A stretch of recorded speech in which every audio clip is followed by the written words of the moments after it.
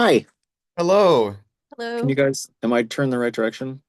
You are horizontal, I believe. Yes, There we go. perfect. I'm the worst at this one. No, totally good. Hi. Hi. Hi. Nice to meet How you. are you? Thank you for joining You, you, us. you two. What's your name? I'm Sabby. And I'm Dalton. Sabby and Dalton. Jamie, nice to meet you. Nice to meet you. Yeah. I like your ceiling tiles. Those are really neat. Oh, thanks. Cool patterns. Yeah.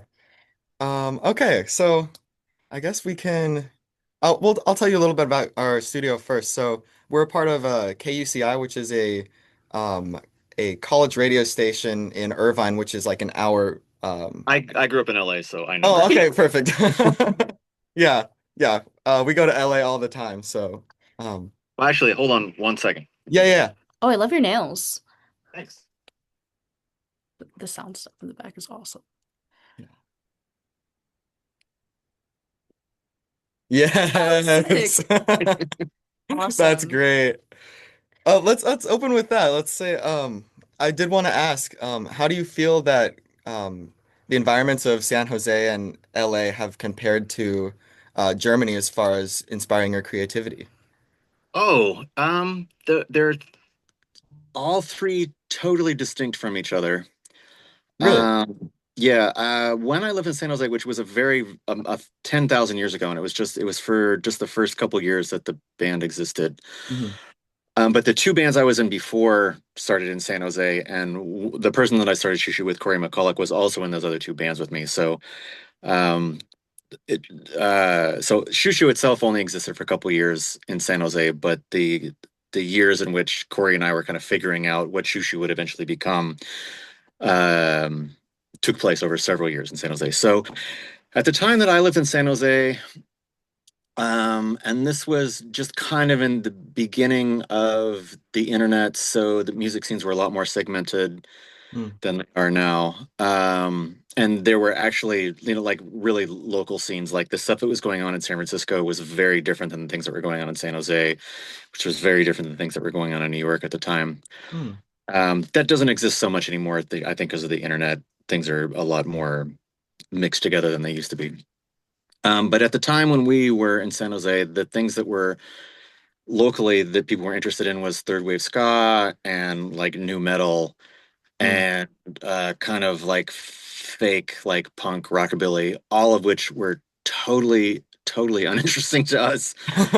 Uh, but all and there was a lot more quote unquote cooler music happening in San Francisco, which was about an hour north of San Jose. But the quote unquote cool bands in San Francisco, with the exception of Deerhoof, who has always been incredibly kind to us, never wanted to have anything to do with us that were from San Jose. We were a bunch of fucking dorks, which is not untrue. Sorry, can I curse on this show? Probably not, huh? Sorry. Oh, it's You Bunch can okay. of We edit can it. edit it out in post. That's the okay, benefit sorry. of recording. Okay.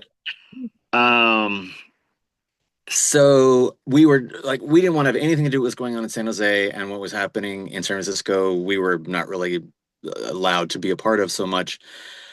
The upside of that is because we weren't really overly influenced by anything that was happening locally. I think it gave us the opportunity to try a lot of different things and without feeling like, oh, we're kind of betraying the scene or something like that. So we Yeah.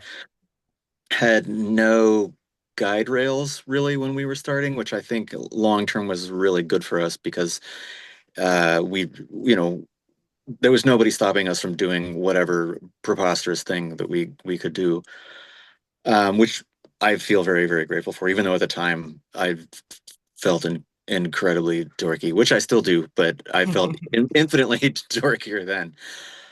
Um, and then actually, after I lived in San Jose, I lived in a lot of other places. I lived in Seattle and in North Hmm. Carolina and in Oakland also. And I didn't, although I grew up in LA, I didn't move back there until 2012. So it was a long period where I wasn't in any of those places. But Los Angeles, when I moved back, was and I grew up there too, so I have two really kind of distinct memories of it. Was it an incredibly exciting and fertile time, like the nicest I ever remember Los Angeles being. The art scene was great, or the museum scene at least. Yeah.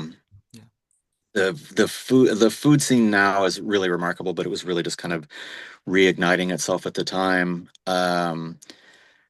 And obviously, you guys are aware of this. Los Angeles has every conceivable kind of person that you could imagine from the earth is there. Definitely. I mean, it's one of the most uh, socially mixed up places imaginable, which just means that anything you could think of, you can find there if you're willing Yeah. to drive 30 to 2 hours in traffic. But it's Yes. generally totally worth it. Definitely done Um, that. but when I mean, and that and all, but then also Los Angeles is incredibly beautiful and filled with incredibly beautiful people, but it's also not a relatively safe city, and it is a city, largely populated by a lot of broken dreams and heartache. So there's this incredible mix of wonderful people, um, and then also and more beauty than you could imagine, but then also more pain and more danger and more heartache you can imagine. So that had been, I didn't realize until we moved away from there how influential being physically in Los Angeles was for sparking musical ideas for us, and for also just kind of keeping my imagination and Angela's imagination and David's imagination, who he still lives there, lucky for him, Yeah. really, pumping. The amount, how dangerous it is. Although one of the reasons I moved is because I was getting really tired of that. But it also, I think that tension, I realized that kind of being on edge all of the time, uh, really influenced what we were doing also. Um, I'm infinitely more relaxed in Berlin, and it's Mm. very teenagery and very stupid of me to say, "Oh, I kind of miss being in this, fucked up apocalypse," Yeah. especially after Los Angeles really did not, and especially the neighborhood I lived in, COVID really beat the hell out of that place.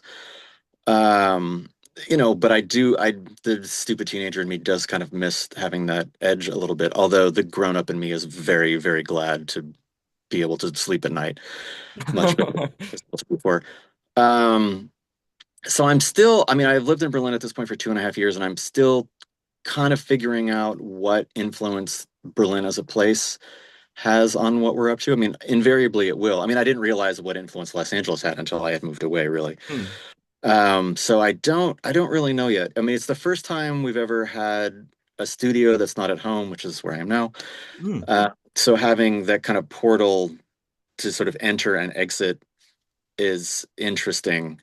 Hmm. Where I always had a home studio and I would just kind of work slowly throughout the day, and now I kind of have, business hours or whatever, which I'm sure is influencing things, but I still don't really know yet. So I don't know. And with Berlin, it remains to be seen. I'm glad I moved. I don't regret it, but I'm still figuring it out. That was really a long answer. Pardon me. No, that was a Awesome. fantastic answer. That's really Okay. interesting to hear all those perspectives. Yeah. Um, I did want to touch on is I believe David is also from LA. He lives there. He didn't grow up there, but he's lived there for, I don't know, 40 years or something. Okay, okay, yeah. Maybe longer actually. Yeah. Yeah. I think this is really pertinent. Coming to Irvine as college students, we're from the periphery of LA, and there's just so many different cultures in LA, Yeah. especially depending how far you are from the central area. And in all of those, there's a different like musical culture. So I know that through online spaces, a lot of those really homogenize, and there's no real different scenes between like San Fernando and LA and even Irvine. We can be cool in Irvine, and it's no longer like dorky, relatively. It's true. And that kind of reminds me, I was reading your perfectly imperfect interview, how you talked about the importance of radio and how it's so much better. I think you came at it more from like a sound quality perspective, but I'm curious to see how you think radio is important with like finding local scenes and kind of having a non-homogeneous culture and just having those small enclaves of different scenes. Well, I can talk about what it was like when I was beginning to take music seriously, which was still at a time when there was a lot of college radio. Hmm. And I can kind of talk about it now just as somebody who on tour drives a lot and listens to the radio almost all the time when I'm driving. Um, when we got started, and I mean, Corey and I actually had a college radio show also, and he worked in radio as a radio engineer. Um, but it was, and it's not as much it's not as much like this as it was at the time, but it was exciting, and especially when we were touring, to be able to drive someplace and just turn the radio all the way to the left and then slowly start turning it to the right and picking up, whatever the college station was. And to be given some music that you were not looking for or expecting. Um, the surprise of that, I think, is it, for us especially was like invaluable in terms of opening up doors for us. And I think that definitely remains the case now with college radio. One thing that I prefer vastly uh, over radio versus streaming is, with streaming, you're getting something that a robot has decided you're supposed to listen to.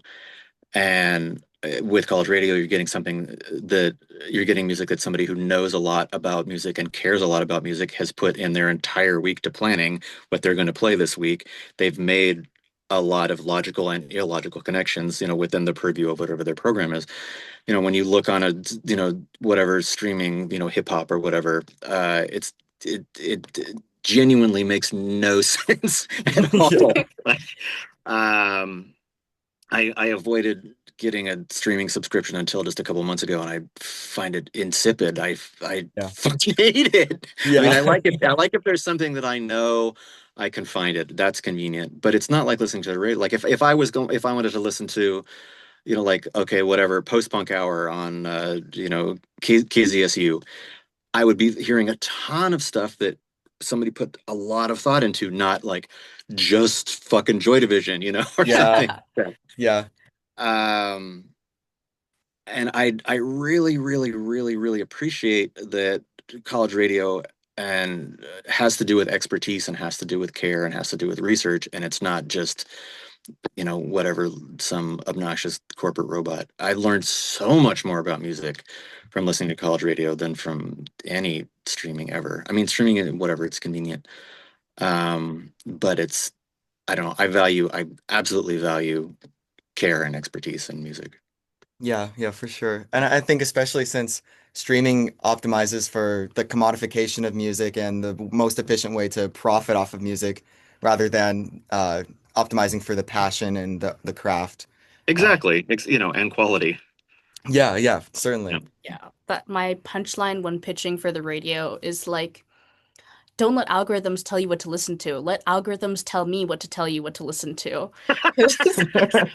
I think like if we're talking hours, me and Dalton have definitely put the hours in like cherry picking or not cherry picking, like vetting artists. And it's a passion project. I think that's a lot more meaningful than like, oh hey, this got popular on TikTok, so listen to their most popular song, but only the 30 seconds of it. Yeah. Mm. Absolutely. Absolutely. Thank you for doing that. I appreciate it. No, thank you for putting out such Yeah. amazing music over the years. And on that topic, I did want to ask, on the topic of curation, I noticed your set list for this most recent tour you've done has a quite diverse array of tracks from out all of the Shoo Shoo discography, including all the way back to your debut Knife Play. Um, how do you go about constructing a set list from the 23 years of Shoo Shoo that has been put out? It's becoming increasingly difficult. Only because, we put out records pretty regularly. And we don't like to play overly long sets. I mean, we're playing the longest sets we ever have right now. Mhm. And to me, we used to play 9 songs for years. And for, that's about 35 minutes. I thought, perfect. I Yeah. never want to go to a show that's longer than that. Yeah. But then promoters started getting pissed at us for playing so short. So I think now we're up to 14 or 15 songs, which to me just, I mean, I enjoy playing them and I feel very grateful to be able to play them, but that's way more than 9 songs. Yeah. But even with that many, because we have a lot of records, and with each tour we do, we want to play, a fair amount of new songs. Um, it does get a little bit difficult to, and but then also it's interesting for us to explore older songs, and we tend to like to do new arrangements of them. Mhm. And also, I mean, as a fan of music myself, when I go see a show for a band that's been around for a long time, I like to hear some of the older stuff and some of the mid-period stuff and some of the new stuff. So just to trying to, I mean, I can only approach it from my own perspective, what I would want to see. I mean, I don't know what people actually want to see, but um, so they're just, I mean, if we were a band that were comfortable playing like 35 songs for 3 hours or something like that, it would actually be a whole lot, I mean, it'd be a lot more work, but it'd be way easier to pick a set list. Yeah. Now, because we try to keep it a sane amount of time, with as much material as there is to sift through, it can be a little bit challenging. Also, a lot of people, and very fortunate for us, have been coming to shows since we started. Mm. So we want to throw in at least one or two things that we have, we may have not played for a long time, or that are, more unusual choices, or in some cases, I mean, even things that we've never played before, just to say thank you to somebody who's been coming for such a long time. Hmm. So it's tricky. Yeah, yeah, that's interesting. Um, and on that topic as well, for a song like Suha or something that you've performed at most of your shows, Yeah, we played that on and off a lot. Yeah. yeah, yeah. That song in particular and others from maybe the first 3 or 4 albums of Shushu have been very cathartic for me in going through some dark times. And I was Thanks curious for to checking them out. see, yeah, so thank you for that. But I was curious to see if playing those and reinterpreting those over the years has a similar effect on you and Angela, or how that emotionally affects you after maybe a decade retrospect. It's strange. Um, we we we won't play songs that, older songs that, or even newer songs that at the moment we recorded them, we felt a connection to them, but circumstances change or whatever, and Of now course. I'm glad they exist in the world, but I don't feel like I could honestly play it live. Um, so there are some that we just won't do for that reason. But it it is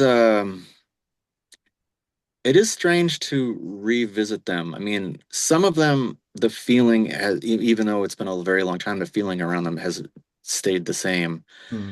And if it still feels like something that we can express honestly, we'll do it. But a lot of them, especially songs that we have played several times, the internal meaning has shifted in some cases tremendously, and what they felt like at the time initially, or what they mean to us initially, is totally different now.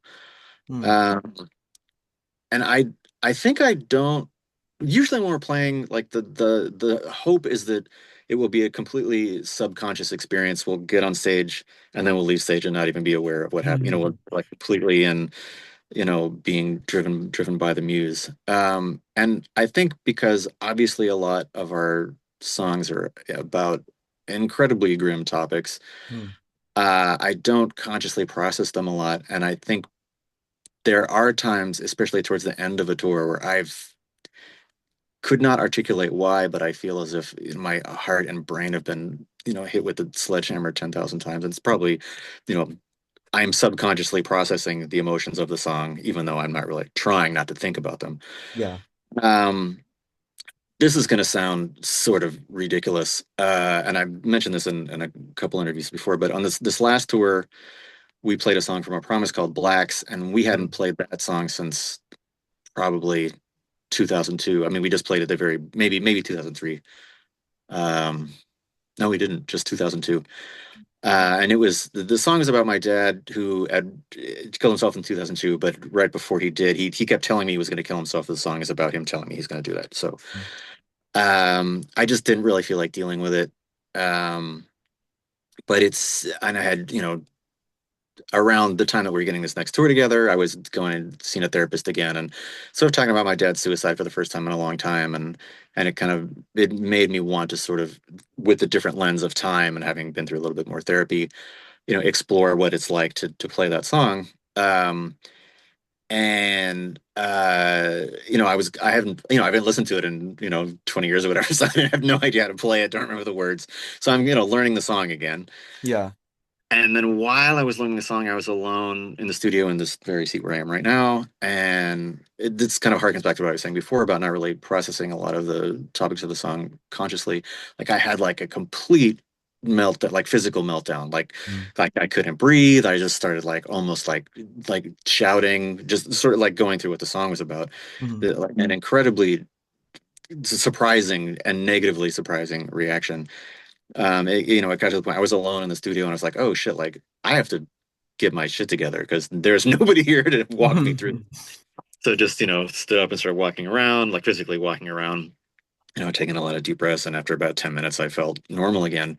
And I was surprised. I was like, wow, all that stuff is very, very, very much in there Yeah. waiting to come out in a Yeah. really unpleasant way. Which also made me really definitely realize, okay, if I had such a strong physical reaction to dealing with this song, then it really is time to explore it again. Anyway, so we played it like 100 times a tour. It's a fantastic song for sure. That's nice of you to say. Incredibly powerful music. I'm glad that all came out when I was alone, not while I had a show. That would have Yeah. been it's very stupid. And even so, like returning to old art, I feel you always get it's always like a Snapchat or snapshot of what you were in the time period. Or maybe a So Snapchat, depending on how old you are. I'm not that brain rotted. Oh gosh. But yeah, I always think like if I read old, if I look at old art or read old like journal entries, like even the way I think of the words is different. It's a different person kind of Sure. performing Yeah. it. And that kind of it at least tells me that I've made progress and I've made it through, especially those incredibly dark times like how you've mentioned in A Promise. So I think it's beautiful That's that a nice way to look at that. That's cool. yeah, I think it's beautiful that you can return to that and have that hindsight. That's Yeah. nice. Thank you. Um, yeah, and I believe I had heard you mention something similar with the Air Force, which we are approaching the 20th anniversary of. Um, Odd. Okay. Not untrue. Blech. I think I heard it was I forget if it was an interview or an article, but you mentioned that the Air Force was written after a period of time in your life that was an improvement, but it involved processing a lot of what was before. Um, and something that struck me about re-listening to that album was how the storytelling of the lyrics and the narrative of what you were saying in your um, I guess poetry even is um, it really follows the pace and the tone and the um, electronic sounds of the music that are that can be jarring or really ambient. And I was just wondering, what is your creative process for sort of stitching together those things? Do you write out all the lyrics first and then engineer the sounds to match it, or do you kind of work that in tandem, or how do you conceptualize that in your mind? I mentioned it a little bit before. I mean, I tried to keep my mind as far away from the process as possible. Lately, and this doesn't happen every time, but in almost every case, once in a while, the goddess of music is very generous and she just sends a song and everything comes out very easily and it comes together in like a magic 20 minutes, but that's almost never happens. Once in a great while. But generally, we're working on writing the music and kind of dealing with what the timbral or sonic palette is going to be, which for us, timbres are as important as in harmony and melody and rhythm in composition as much as just sort of painting an aesthetic picture. So those are happening, on one side, and then thinking about or not thinking about or just trying to hoping, to kind of live through or be exposed to certain events or certain ideas and which will become the topics of the songs.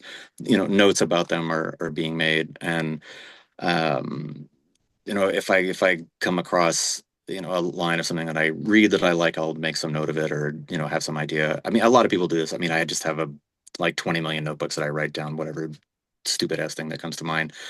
99% of which is complete garbage, but occasionally, just you allow everything in at first and then edit it later. Hmm. So those experiences are happening at the same time the music is being written, or that input is being accepted at the same time the music is being written. And then, as the songs come into clearer shape, all of those notes, I start to go through all those notes, and then try and see what sort of commonalities are coming together. Or, a lot of times I'll just like write down, okay, do a song about, person X or something like that, Hmm.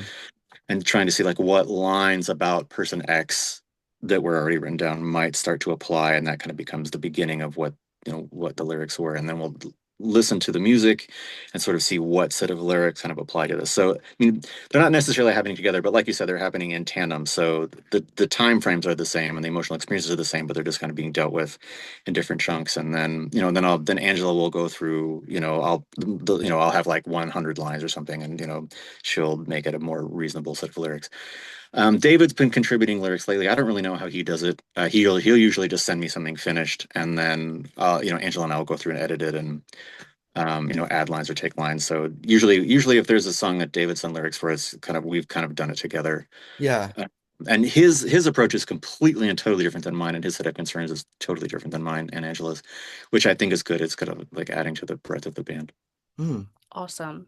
Yeah, I think what you mentioned about timbre is really interesting because, like, listening to your music is very tactile for me. I feel like all of the added effects are or not even added, so fundamental to the music. I feel like I can feel all of the clashing, all the grinds. It's kind of the way I see it is like adding texture to paint medium, so you can't only see it, but also you can see how there are some areas where there's more texture, more thickness. So I think it's really cool. It's a mixed media sensation, and That's very generous. Thanks.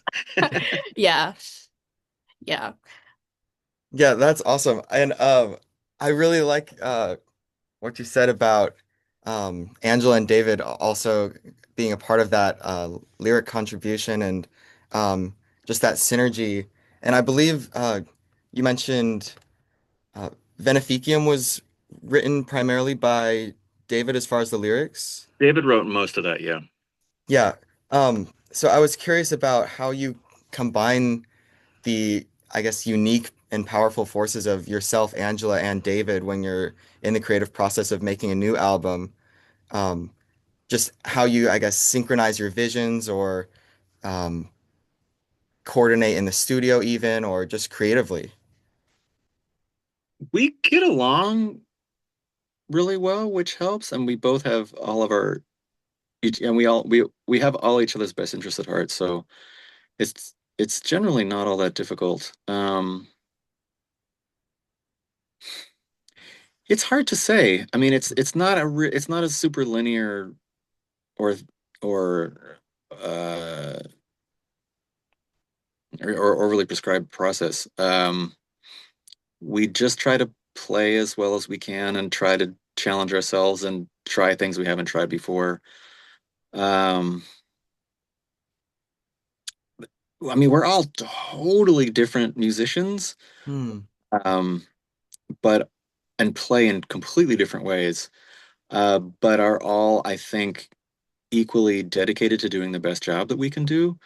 So I think that if anything we have done works, it's because we're. I mean, I can count on both of them, and I hope that they can count on me to always, you know, I can count on them to give it their all every single time, and I hope that they can count on me to give it my all every single time.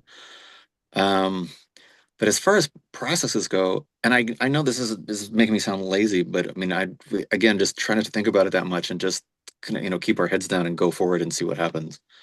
Yeah, that's beautiful. I definitely appreciate that sort of I guess willingness to just accept what the muse gives you and just kind of let the art come from you naturally rather than sorting to force it through some mold or some uh, repeatable process. Yeah, I mean, it's not really coming from us anyway. So it's. I mean, a lot of musicians say this. I mean, it's really just about getting out of the way of letting it happen. I mean, Hmm. it's I mean, unless you're, you know, some like 10,000th level Buddhist. I mean, you can't like not exist and exist at the same time. So I mean, the challenge is to, as a whatever, you know, subhuman dwarf like myself. I mean, you can't really like, I can just try to get out of my own way, but there's a lot of effort that goes into trying to get out of my own way. Yeah. That's really I was awesome. trying to make some D&D references, but I kind of blew it. It might have flown over my head at least. Okay. I didn't really do a good job. No, no, Are you that's currently playing a D&D campaign? No, but I used to a lot. Yeah, I still I've think played one or two. it's a big part of my like imaginary life since I was a kid, which is silly, but are you no. Oh, playing that's one? What are you fantastic. playing? No. Huh? You said you are playing one, or you were? Not currently, but I've played a couple campaigns and I think I've done one shot. I really like the fantasy aspect and the sort of role-playing aspect where um I guess it's kind of you and the other people at the table versus whoever's designing the game in like the most comedic way possible. But yeah. Yeah, even tying back to what you said about working with your bandmates, like I think something we see at the station, even between me and Dalton and our show, it's a lot of mavericks who come at art and creating in very different ways. My way of writing is different from maybe the next person who has a slot, even the person who's sitting across from the soundboard as me. But I think we're all united by the passion. So maybe it's a duck and chicken talking sometimes, but we just want the eggs or not eggs. They don't eat eggs, but grass. Right, right, right. Yeah, that's Yeah. yeah, a duck and chicken with the same goal, whatever that culinary Yeah. goal is. Yeah. Yes, that sounds like it parallels what we're trying to do too. Yeah, passion is something so ubiquitous at the station. I think it's so beautiful. Me and Dalton That's great. actually met because I saw him wearing a Carsey Headdress shirt and I was like, oh, that's awesome. And then I saw the shushu necklace and I was like, what? So like yeah, I think the cure to art block is passion and that's why I really appreciate your art because it's not necessarily what is perceived to be the most aesthetically beautiful or harmonic. It's more so very true to yourself and very true to the process of creating. That's really nice of you to say. Thank you. I appreciate that. What?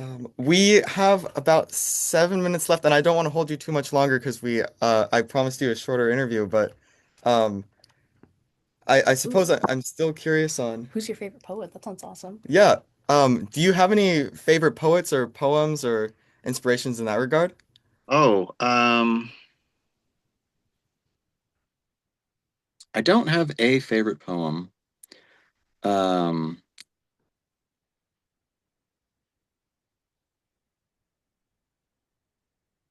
Hold on one second. Yeah. I feel you. I'm unfortunately no longer a part of the generation that can just like retrieve poems from my head. The filing system is entirely bad memes and like a billion songs recommended to me from Spotify. So, Well, I have a favorite poet, but sometimes when I get nervous, I forget things. My favorite poet is Ingeborg Bachmann. Okay. Ingeborg, I'll Um, have to pin that. yeah, look her up. how she inspired you, I guess, musically or creatively. Um, there is a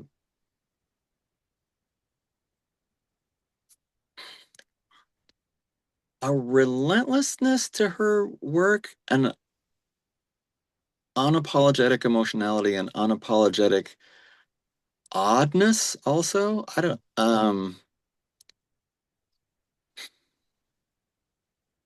This is going to sound impossible, but to me she is somehow able to be extraordinarily obtuse but also extraordinarily direct at the same time. Hmm. Um I think I can perceive that. Yeah, I kind of see what you mean. I mean, I think in having, I mean, not that we succeed at it in any way to the degree that she has, but that idea of attempting to exist in both of those worlds at the same time has been a really big influence on us. Yeah, Awesome. I've Um, definitely noticed that in your music, and I feel like that's what sort of draws me to it is that it can deal with such intense themes and such dramatic language, but still come across as so sincere and honest and not contrived at all, despite being so um, upfront. And I think that's really a delicate line to walk, and it seems that you hit it again and again. if we have ever done it, it has a lot to do with having read her a lot. Hmm. Awesome. Yeah, we'll definitely have to read Excuse that later. me 1 second. Yeah, of course. Sorry. Bless you. We're gazoon Thank tight. you. Thanks. Sorry. Um, we have 4 minutes left on this Zoom room because we are too cheap to buy the unlimited Zoom uh, profile. But so I guess was there anything you're aching to ask? Um, any any movie recommendations? That anything you've watched or read recently that you just want to share with the world, even experiences, kind of like perfectly imperfect. I'm